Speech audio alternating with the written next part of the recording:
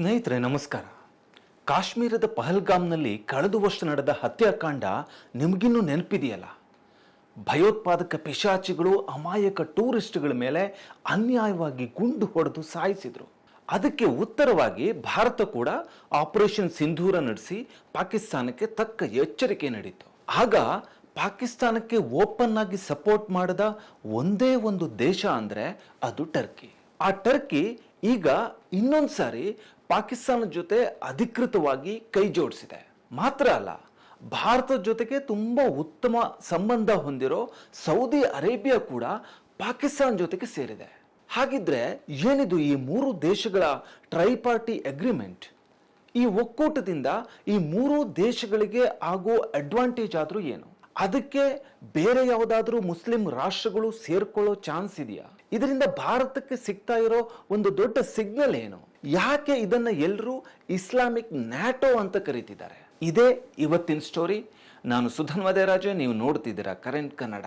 Saudi Arabia ಮತ್ತು ಪಾಕಿಸ್ತಾನ 2025ರಲ್ಲೇ ಒಂದು mutual defence agreement ಅನ್ನ ಮಾಡ್ಕೊಂಡಿದ್ವು. ಇದಕ್ಕೆ ಸ್ಟ್ರಾಟಜಿಕ್ ಮ್ಯೂಚುವಲ್ ಡಿಫೆನ್ಸ್ ಅಗ್ರಿಮೆಂಟ್ ಅಂತ ಹೆಸರು ಕೊಟ್ಟಿದ್ವು. ಇದಕ್ಕೆ ಮುಖ್ಯ ಕಾರಣ ಆಗಿದ್ದು ಅಂತಂದ್ರೆ 2019ನೇ ಇಸ್ವಿ. 2019ರಲ್ಲಿ ಮೊದಲನೇ ಸಲ ಇರಾನ್ನ ಡ್ರೋನ್ಗಳು ಸೌದಿ ಅರೇಬಿಯಾದ ಮೇಲೆ ದಾಳಿ ಮಾಡ್ತವೆ. ಆಗ ಸೌದಿ ಅರೇಬಿಯಾ ಯಾರನ್ನ ನಂಬ್ಕೊಂಡಿತ್ತು ಅಂದ್ರೆ ವಿಶ್ವದ ದೊಡ್ಡಣ್ಣ ಅಂತ ಕರೆಯೋ ಅಮೆರಿಕನ ನಂಬ್ಕೊಂಡಿತ್ತಲ್ಲ, ಆ ಅಮೆರಿಕ ಒಂದು ಸಣ್ಣ ಖಂಡನೆ ಮಾಡೋದು ಬಿಟ್ಟು ಬೇರೆ ಏನೂ ಮಾಡಿರಲ್ಲ. ಹಾಗಾಗಿ ಆ ಕ್ಷಣದವರೆಗೂ ಅಮೆರಿಕನೇ ಪೂರ್ತಿ ನಂಬ್ಕೊಂಡಿದ್ದ ಸೌದಿ ಅರೇಬಿಯಾ ಮೊದಲ ಬಾರಿಗೆ ಭಯಪಟ್ಟು ಪಾಕಿಸ್ತಾನದ ಜೊತೆ ಒಂದು ಸ್ಟ್ರಾಟಜಿಕ್ ಡಿಫೆನ್ಸ್ ಅಗ್ರಿಮೆಂಟ್ ಅನ್ನ ಮಾಡ್ಕೊಳ್ತು. ಇದರ ಉದ್ದೇಶ ಏನಪ್ಪಾ ಅಂತಂದ್ರೆ, ಈ ಎರಡೂ ದೇಶಗಳ ಮೇಲೆ ಇನ್ಯಾವುದೇ ದೇಶ ಅಟ್ಯಾಕ್ ಮಾಡಿದ್ರು ಪರಸ್ಪರ ಸಹಾಯ ಮಾಡ್ಕೋಬೇಕು ಅನ್ನೋದು ಆ ಒಪ್ಪಂದದ ಮುಖ್ಯ ಉದ್ದೇಶ ಅಂತ ಹೇಳಲಾಗಿತ್ತು. ಈಗ ಈ ಎರಡು ದೇಶಗಳ ಜೊತೆ ಟರ್ಕಿ ಕೂಡ ಸೇರ್ಕೊಂಡಿದೆ. ಪಾಕಿಸ್ತಾನ, ಸೌದಿ ಅರೇಬಿಯಾ ಮತ್ತು ಟರ್ಕಿ ಈ ಮೂರು ದೇಶಗಳು ಕಳೆದ ವಾರ ಮಕ್ಕಾ ಜಾಯಿಂಟ್ ಡಿಫೆನ್ಸ್ ಅಗ್ರಿಮೆಂಟ್ಗೆ ಸಹಿ ಹಾಕಿದ್ವು. ಸೊ ಈ ಮೂರು ದೇಶಗಳು ಸೇರಿ ಒಂದು ರಕ್ಷಣಾ ಒಪ್ಪಂದ ಮಾಡ್ಕೊಂಡಿದ್ದಾವೆ. ಈಗ ಈ ಮೂರು ದೇಶಗಳಲ್ಲಿ ಯಾವುದಾದ್ರೊಂದು ದೇಶದ ಮೇಲೆ ದಾಳಿ ಮಾಡಿದ್ರು ಅದನ್ನ ಮೂರು ದೇಶಗಳ ಮೇಲಿನ ದಾಳಿ ಅಂತ ಅವರು ಪರಿಗಣಿಸ್ತಾರೆ. ಇದೇ ಈ ಒಪ್ಪಂದದ ಮುಖ್ಯ ವಿಷಯ ಇರೋದು. ಇನ್ನು ಇದರಲ್ಲಿ ಏನೇನಿದೆ, ಏನೇನು ಕ್ಲಾಸ್ಗಳು ಹಾಕಿದ್ದಾರೆ, ಅಥವಾ ಇದರಲ್ಲಿ ಏನೇನು ಒಪ್ಪಂದ ಅವರು ಮಾಡ್ಕೊಂಡಿದ್ದಾರೆ ಈ ಮೂರು ದೇಶಗಳು ಅನ್ನೋದು ಸಂಪೂರ್ಣವಾದ ಇದರ ಕಾಪಿ ಏನು ಎಲ್ಲೋ ಸಾರ್ವಜನಿಕವಾಗಿ ಪಬ್ಲಿಕ್ ಡೊಮೇನಲ್ಲಿ ಲಭ್ಯ ಇಲ್ಲ. ಈಗ ಒಂದೊಂದೇ ದೇಶದ ಶಕ್ತಿ ಮತ್ತು ವೀಕ್ನೆಸ್ ಅನ್ನು ನೋಡೋದಾದ್ರೆ, ಸೌದಿ ಅರೇಬಿಯಾ ಮಧ್ಯಪ್ರಾಚ್ಯದ ಒಂದು ದೊಡ್ಡ ಅರಬ್ ಶಕ್ತಿ, ತುಂಬ ತೈಲ ಸಂಪತ್ತು ಮತ್ತು ದುಡ್ಡು ತುಂಬಿರೋ ದೇಶ. ಪ್ರಪಂಚದಲ್ಲೇ ಅತಿ ಹೆಚ್ಚು ಆಯಿಲ್ ರಫ್ತು ಮಾಡೋ ದೇಶ ಈ ಸೌದಿ ಅರೇಬಿಯಾ. ಇಷ್ಟಲ್ಲದೆ ಮುಸ್ಲಿಮರ ಏನೇನು ಪವಿತ್ರ ಕ್ಷೇತ್ರಗಳು ಅಂತಿದೆ ಅದೆಲ್ಲ ಆಲ್ಮೋಸ್ಟ್ ಸೌದಿನಲ್ಲೇ ಇದೆ. ಇಂಥ ಸೌದಿ ಅರೇಬಿಯಾ ಕೂಡ ಅಮೆರಿಕದ ಭದ್ರತಾ ವ್ಯವಸ್ಥೆ ಮೇಲೆ ಬಹಳ ಕಾಲದಿಂದ ಡಿಪೆಂಡ್ ಆಗಿತ್ತು. ಆದರೆ ಈಗ ತನ್ನದೇ ರಕ್ಷಣಾ ಸಾಮರ್ಥ್ಯ ಬೇಕು, ತನ್ನದೇ ಡಿಫೆನ್ಸ್ ಸಿಸ್ಟಮ್ ಬೇಕು ಅಂತ ಅದನ್ನು ಹೆಚ್ಚು ಮಾಡ್ಕೊಳ್ಳೋದಕ್ಕೆ ಪ್ರಯತ್ನ ಪಡ್ತಾ ಇದೆ. ಇನ್ನೊಂದು ಪಾಕಿಸ್ತಾನದ ಹೆಗ್ಗಳಿಕೆ ಏನಪ್ಪಾ ಅಂತಂದ್ರೆ, ಅಣ್ವಸ್ತ್ರ ಹೊಂದಿರೋ, ನ್ಯೂಕ್ಲಿಯರ್ ಪವರ್ ಹೊಂದಿರೋ one and only Muslim country Pakistan. ಇದಕ್ಕೆ ದೊಡ್ಡ ಸೈನ್ಯ ಸಾಮರ್ಥ್ಯ ಇದೆ, ಕ್ಷಿಪಣಿಗಳಿದೆ, ಇದೆಲ್ಲಾನು ಇದೆ. ಹಾಗಾಗಿ ಈ ಒಪ್ಪಂದದ ಮೂಲಕ ಅಂದ್ರೆ ಮೂರು ದೇಶಗಳನ್ನ ಒಟ್ಟು ಸೇರಿಸೋ ಮೂಲಕ ಇಸ್ಲಾಮಿಕ್ ಜಗತ್ತಿನ ಒಂದು ನಾಯಕತ್ವದ ಪಟ್ಟ ಪಡ್ಕೊಳ್ಳಕ್ಕೆ ಈ ಪಾಕಿಸ್ತಾನ ಏನಾದರೂ ಪ್ರಯತ್ನ ಮಾಡ್ತಿದ್ಯಾ ಅನ್ನೋ ಒಂದು ಗುಮಾನಿನೂ ಇದೆ. ಹಂಗಂತ ಅದು ತುಂಬ ಈಸಿ ಅಲ್ಲ. ಯಾಕಂದ್ರೆ ಜನಸಂಖ್ಯೆಯಲ್ಲಿ, ಮಿಲಿಟರಿಯಲ್ಲಿ ಪಾಕಿಸ್ತಾನ ಮುಂದೆ ಇದ್ರೂ ಅಭಿವೃದ್ಧಿಯಲ್ಲಿ, ಆರ್ಥಿಕತೆಯಲ್ಲಿ ಉಳಿದ ಮುಸ್ಲಿಂ ದೇಶಗಳಿಗಿಂತ ಪಾಕಿಸ್ತಾನ ತುಂಬ ಹಿಂದೆ ಇದೆ. ಹಾಗಾಗಿ ನಾಯಕತ್ವದ ಪಟ್ಟ ಪಾಕಿಸ್ತಾನಕ್ಕೆ ಸಿಗೋದು ಅಷ್ಟು ಸುಲಭ ಏನೂ ಅಲ್ಲ. ಹಾಗಂತ ಪಾಕಿಸ್ತಾನ ಆ ಒಂದು ಪ್ರಯತ್ನನ ಮಾಡ್ತಾನೆ ಬಂದಿದೆ. ಇನ್ನು ಈ ಮೂರು ದೇಶಗಳಲ್ಲಿ ಇನ್ನೊಂದು ದೇಶ ಟರ್ಕಿ. ಇದು ಕೂಡ ತುಂಬ ದೊಡ್ಡ ಮಿಲಿಟರಿ ಪವರ್ ಹೊಂದಿರೋ ಒಂದು ದೇಶ. ಸೌದಿ ಅರೇಬಿಯಾಕ್ಕೆ ಹೋಲಿಸಿದ್ರೆ ಟರ್ಕಿ ಮತ್ತು ಪಾಕಿಸ್ತಾನ ಎರಡೂ ಕೂಡ ಮಿಲಿಟರಿ ಶಕ್ತಿಯಲ್ಲಿ ತುಂಬ ಮುಂದೆ ಇದೆ. ಇನ್ನು ಭೂಪ್ರದೇಶದ ವಿಸ್ತಾರಕ್ಕೆ ಅಂದ್ರೆ ಒಂದು ಲ್ಯಾಂಡ್ ಏರಿಯಾ ಎಷ್ಟಿದೆ ಅಂತ ನೋಡೋದಾದ್ರೆ ಈ ಮೂರು ದೇಶಗಳಲ್ಲಿ ಸೌದಿ ಅರೇಬಿಯಾ ಅತ್ಯಂತ ದೊಡ್ಡದು. ಜನಸಂಖ್ಯೆ ಲೆಕ್ಕ ಹಾಕೋದಾದ್ರೆ ಪಾಪ್ಯುಲೇಷನ್ ನಲ್ಲಿ ಪಾಕಿಸ್ತಾನ ಅತ್ಯಂತ ದೊಡ್ಡದು. ಆದರೆ ಈ ಮೂರು ದೇಶಗಳಲ್ಲಿ ಒಂದು ಇಂಟ್ರೆಸ್ಟಿಂಗ್ ವಿಷಯ ಏನಪ್ಪಾ ಅಂತಂದ್ರೆ, ಟರ್ಕಿ ಮಾತ್ರ ನ್ಯಾಟೋದ ಮೆಂಬರ್ ಆಗಿರುವಂಥದ್ದು.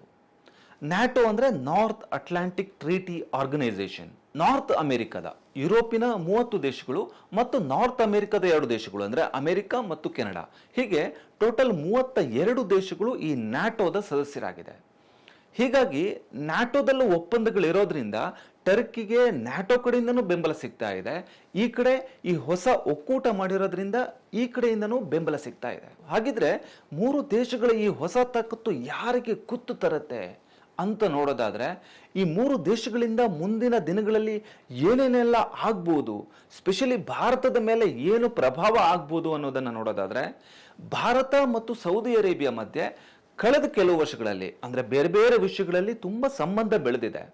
ಅದು ಇಂಧನ ಇರ್ಬೋದು, ಹೂಡಿಕೆ ಇರ್ಬೋದು, ಅಥವಾ ಭದ್ರತಾ ಸಂಬಂಧಗಳಿರ್ಬೋದು. ಇದೆಲ್ಲದರಲ್ಲೂ ಸೌದಿ ಅರೇಬಿಯಾಕ್ಕೂ ನಮ್ಮ ದೇಶಕ್ಕೂ ತುಂಬಾ ಒಳ್ಳೆ ಸಂಬಂಧನೇ ಇದೆ. ಹಾಗಾಗಿ ಸೌದಿ ಅರೇಬಿಯಾ ಟರ್ಕಿ ಮತ್ತು ಪಾಕಿಸ್ತಾನ ಜೊತೆ ಸೇರ್ಕೊಂಡು ಒಂದು ಅಗ್ರಿಮೆಂಟ್ ಮಾಡ್ಕೊಳ್ತು ಅನ್ನೋ ಕಾರಣಕ್ಕೆ ಇದು ಭಾರತದ ಎಗೇನ್ಸ್ಟ್ ಆಗಿ ಇದೆ. ಸೌದಿ ಅರೇಬಿಯಾ ಪಾಕಿಸ್ತಾನ ಜೊತೆಗೆ ಹೋಯಿತು, ಭಾರತಕ್ಕೆ ವಿರುದ್ಧವಾಗಿ ಏನೋ ಕೆಲಸ ಮಾಡ್ತಿದೆ ಅನ್ನೋ ಥರನೂ ಇಲ್ಲ. ಆದರೆ ನಾವೆಲ್ಲ ಗಮನಿಸಬೇಕಾಗಿರೋದು ಟರ್ಕಿ ಬಗ್ಗೆ. ಲಾಸ್ಟ್ ಟೈಮು ಆಪರೇಷನ್ ಸಿಂಧೂರ್ ನಡೆದಾಗ ಬಹಿರಂಗವಾಗಿಯೇ ಪಾಕಿಸ್ತಾನವನ್ನು ಬೆಂಬಲಿಸಿರೋ ಒಂದು ದೇಶ ಅಂದ್ರೆ ಟರ್ಕಿ. ಪಹಲ್ಗಾಮ್ ಶೂಟೌಟ್ ಬಗ್ಗೆ ಮೊದಲು ವಿಚಾರಣೆ ಆಗಬೇಕು ಅನ್ನೋ ಪಾಕಿಸ್ತಾನದ ಒತ್ತಾಯ ಇತ್ತಲ್ಲ, ಅದನ್ನ ಟರ್ಕಿ ಅಧ್ಯಕ್ಷರೇ ಸಪೋರ್ಟ್ ಮಾಡಿದ್ರು. ಭಾರತದ ಮಿಲಿಟರಿ ಆಕ್ಷನ್ ಅಂದ್ರೆ ಪಾಕಿಸ್ತಾನದ ಮೇಲೆ ಏನು ಭಾರತ ಮಿಲಿಟರಿ ಆಕ್ಷನ್ ಮಾಡಿತ್ತು ಅದನ್ನ ಟರ್ಕಿ ಅಧ್ಯಕ್ಷರೇ ಖಂಡನೆ ಮಾಡಿದ್ರು. ಹೀಗಾಗಿ ಈ ಒಕ್ಕೂಟ ಒಂದು ವೇಳೆ ಏನಾದರೂ ಬೆಳೀತಾ ಹೋದ್ರೆ ಅದು ಭಾರತಕ್ಕೆ ತಲೆನೋವಾಗುವ ಎಲ್ಲ ಸಾಧ್ಯತೆ ಕೂಡ ಇದೆ. ಉದಾಹರಣೆಗೆ ಕತಾರ್ ದೇಶ ಕೂಡ ಈ ಒಕ್ಕೂಟ ಸೇರುತ್ತೆ ಅನ್ನೋ ಬಗ್ಗೆ ಮೊದಲು ಸ್ವಲ್ಪ ಸುದ್ದಿಗಳಿತ್ತು.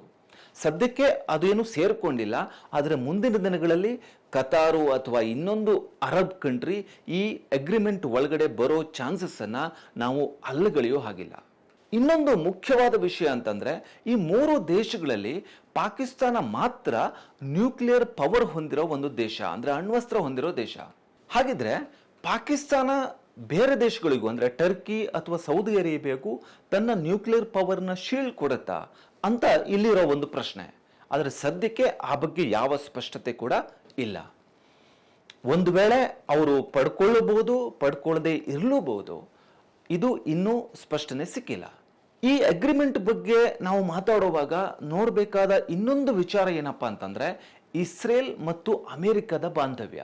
ಇದನ್ನ ಕೇವಲ ಭಾರತ ಪಾಕಿಸ್ತಾನ ಅಂತ ನೋಡೋದಲ್ಲದೆ ಇಸ್ರೇಲು ಮತ್ತು ಅಮೆರಿಕಕ್ಕೊಂದು ಬಾಂಧವ್ಯ ಇದೆಯಲ್ಲ, ಆ ಮುಖನೂ ನಾವು ನೋಡೋ ಅಗತ್ಯ ಇದೆ.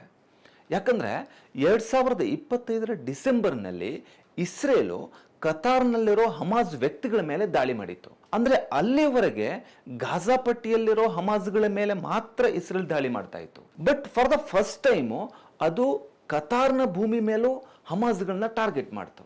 ಆಗ ಗೊತ್ತಾಗಿದ್ದು ನೋಡಿ, ಅಂದ್ರೆ ಗಲ್ಫ್ ಕಂಟ್ರೀಸ್ಗೆಲ್ಲ ಗೊತ್ತಾಗಿದ್ದು, ನಾವು ಇಷ್ಟು ದಿವಸ ಅಮೆರಿಕನ ನಂಬ್ಕೊಂಡಿದ್ವಿ, ಆದರೆ ಯಾವಾಗ ಇಸ್ರೇಲು ಗಲ್ಫ್ ಕಂಟ್ರಿಗಳ ಮೇಲೇನೆ ದಾಳಿ ಮಾಡ್ತೋ ಅವಾಗ ಅಮೆರಿಕ ತಮ್ಮ ರಕ್ಷಣೆಗೆ ಬರಲಿಲ್ಲ ಅನ್ನೋದು. ಹೀಗಾಗಿ ಗಲ್ಫ್ ಕಂಟ್ರಿಗಳಿಗೂ ಸ್ವಲ್ಪ ಜ್ಞಾನೋದಯ ಆಯಿತು. ಯಾವಾಗಲೂ ಅಮೆರಿಕ ಇಸ್ರೇಲನ್ನು ಸಪೋರ್ಟ್ ಮಾಡ್ತಾ ಇದೆ ಅನ್ನೋದು ಅವರಿಗೆ ಅರಿವಾಗೋಕ್ಕೆ ಶುರುವಾಯಿತು. ಅದಾದ್ಮೇಲೆ ಅಮೆರಿಕ ಮತ್ತು ಇರಾನ್ನ ಯುದ್ಧ ಶುರುವಾಯಿತು. ಆದರೆ ಇಲ್ಲಿವರೆಗೂ ಅಮೆರಿಕಾಗೆ ಇರಾನನ್ನ ಸೋಲ್ಸಕ್ಕೂ ಆಗಲಿಲ್ಲ ಮತ್ತು ಇರಾನು ಗಲ್ಫ್ ಕಂಟ್ರಿಗಳ ಮೇಲೆ ಮಾಡ್ತಾ ಇರೋ ದಾಳಿನ ತಡೆಯೋಕ್ಕೂ ಅಮೆರಿಕಕ್ಕಾಗಲಿಲ್ಲ. ಹೀಗಾಗಿ ಇಸ್ರೇಲ್ ದೇಶಗಳಿಂದ ನಮ್ಮ ದೇಶಗಳನ್ನ ನಾವು ಕಾಯ್ದುಕೊಳ್ಳೋದು ತುಂಬಾ ಮುಖ್ಯ ಅನ್ನೋದು ಎಲ್ಲ ಗಲ್ಫ್ ಕಂಟ್ರಿಗಳಿಗೂ ಅನುಭವ ಆಗ್ತಾ ಇದೆ. ನಾವು ಬರೀ ಅಮೆರಿಕದ ಮೇಲೆ ಡಿಪೆಂಡ್ ಆಗಿದ್ರೆ ಸಾಕಾಗಲ್ಲ ಅನ್ನೋದು ಎಲ್ಲ ದೇಶಗಳಿಗೂ ಇವಾಗ ಗೊತ್ತಾಗ್ತಾ ಇದೆ. ಸೊ ಆ ಜ್ಞಾನೋದಯ ಕೂಡ ಈ ಅಗ್ರಿಮೆಂಟ್ ಆಗೋದಕ್ಕೆ ಒಂದು ಕಾರಣ ಆಗಿರ್ಬೋದು. ಇನ್ನು ಈ ಮೂರು ದೇಶಗಳು ಒಂದಾಗೋದಕ್ಕೆ ಇರೋ ಇನ್ನೊಂದು ಬ್ಯಾಕ್ಗ್ರೌಂಡ್ ಏನಪ್ಪಾ ಅಂತಂದ್ರೆ, ಅದು ಸುನ್ನಿ ವರ್ಸಸ್ ಶಿಯಾ ಅನ್ನೋದು. ಯಾಕಂದ್ರೆ ಈ ಮೂರು ದೇಶಗಳು ಸುನ್ನಿ ಮುಸ್ಲಿಮರು ತುಂಬಾ ಹೆಚ್ಚಿರೋ ದೇಶಗಳು. ಉದಾಹರಣೆಗೆ ಇರಾನ್ ಶಿಯಾ ಮುಸ್ಲಿಮರ ದೇಶ. ಹಾಗಾಗಿ ಟರ್ಕಿ, ಪಾಕಿಸ್ತಾನ ಮತ್ತು ಸೌದಿ ಅರೇಬಿಯಾದಲ್ಲಿ ಸುನ್ನಿ ಮುಸ್ಲಿಮರು ಜಾಸ್ತಿ ಇರೋದ್ರಿಂದ ಇದು ಒಂಥರ ಸುನ್ನಿ ಮುಸ್ಲಿಮರ ನ್ಯಾಟೋ ಆಗ್ತಿದೆಯಾ ಅನ್ನೋ ಒಂದು ಪ್ರಶ್ನೆನೂ ಬರ್ತಾ ಇದೆ. ಅಂದ್ರೆ ಒಟ್ಟಾರೆ ಪ್ರಪಂಚದಲ್ಲಿ ನೋಡಿದ್ರೆ 80% ಜನ ಸುನ್ನಿ ಮುಸ್ಲಿಮರಿದ್ದಾರೆ, ಒಂದು 20% ಜನ ಮಾತ್ರ ಶಿಯಾ ಮುಸ್ಲಿಮರು ಇರೋದು. ಅದರಲ್ಲೂ ಶಿಯಾ ಮುಸ್ಲಿಮರು ಜಾಸ್ತಿ ಇರೋದು ಇರಾನ್ನಲ್ಲಿ, ಇರಾಕಲ್ಲಿ ಅಥವಾ ಬಹರೇನಲ್ಲಿ ಮಾತ್ರ. ಹಾಗಾಗಿ ಗಲ್ಫ್ ದೇಶಗಳ ಮೇಲಿನ ಇರಾನ್ನ ಇತ್ತೀಚಿನ ಅಟ್ಯಾಕ್ ಅನ್ನು ಸುನ್ನಿ ಮುಸ್ಲಿಮರ ಮೇಲೆ ಶಿಯಾ ಮುಸ್ಲಿಮರ ದಾಳಿ ಅಂತ ಅರ್ಥೈಸಿದ್ರು ಆಶ್ಚರ್ಯ ಇಲ್ಲ. ಇಷ್ಟೆಲ್ಲದರ ಮಧ್ಯೆ ನಾವೆಲ್ಲ ಯೋಚನೆ ಮಾಡಬೇಕಾದ ಇನ್ನೊಂದು ಸಂಗತಿ ಇದೆ. ಈಗ ಒಪ್ಪಂದ ಮಾಡಿಕೊಂಡಿರೋ ಪಾಕಿಸ್ತಾನ, ಟರ್ಕಿ ಮತ್ತು ಸೌದಿ ಅರೇಬಿಯಾ, ಈ 3 ದೇಶಗಳು ಮುಸ್ಲಿಂ ಮೆಜಾರಿಟಿ ಇರೋ ದೇಶಗಳು. ಹಾಗಾಗಿ ಇವು ಮೊದಲಿಂದನೂ ಕೂಡ ತಮ್ಮನ್ನ ಮುಸ್ಲಿಂ ದೇಶಗಳು ಅಂತಾನೆ ಕರ್ಕೊಂಡಿವೆ. ಮತ್ತು ಪಾಕಿಸ್ತಾನದ ಫಾರಿನ್ ಮಿನಿಸ್ಟರ್ ಅಂತೂ ಈ ಹೊಸ ಒಕ್ಕೂಟ ಮುಸ್ಲಿಂ ದೇಶಗಳ ಐಕ್ಯತೆಯ ಸಂಕೇತ ಅಂತಾನೂ ಹೇಳಿದ್ದಾರೆ. ಆದರೆ ಭಾರತದಲ್ಲಿ ಮಾತ್ರ ಹಿಂದೂಗಳು ಮೆಜಾರಿಟಿಯಲ್ಲಿದ್ದರೂ ನಮ್ಮದು ಜಾತ್ಯತೀತ ರಾಷ್ಟ್ರ. ಆದರೆ ಮುಸ್ಲಿಂ ರಾಷ್ಟ್ರಗಳು ಧರ್ಮದ ಆಧಾರದಲ್ಲಿ ಒಟ್ಟಾಗೋದು ಸಾರ್ವಜನಿಕವಾಗಿ ನಡೀತಾ ಇದೆ. ಹಾಗಾಗಿ ನಮ್ಮ ದೇಶದಲ್ಲಿ ಕೂಡ ಹಿಂದೂ ಕೋಮುವಾದಕ್ಕೆ ಒಂದು ನೆಲೆ ಸಿಗೋಕೆ ಇದೂ ಒಂದು ಮುಖ್ಯ ಕಾರಣನ ಅನ್ನೋದು ನಮ್ಮೆದುರಿರೋ ಒಂದು ಪ್ರಶ್ನೆ. ಈ ಬಗ್ಗೆ ನಿಮ್ಮ ಅನಿಸಿಕೆ, ಅಭಿಪ್ರಾಯ ಏನು ಅನ್ನೋದನ್ನು ಮರೆಯದೆ ಕಮೆಂಟ್ ಬಾಕ್ಸ್ನಲ್ಲಿ ಕಮೆಂಟ್ ಮಾಡಿ. ನಮ್ಮ ಸುದ್ದಿಗಳು, ಸಂದರ್ಶನಗಳು ನಿಮಗೆ ಇಷ್ಟ ಆಗ್ತಾ ಇದ್ದರೆ ದಯವಿಟ್ಟು ಸಬ್ಸ್ಕ್ರೈಬ್ ಮಾಡಿ, ಸಪೋರ್ಟ್ ಮಾಡಿ. ನೋಡ್ತಾ ಇರಿ ಕರೆಂಟ್ ಕನ್ನಡ.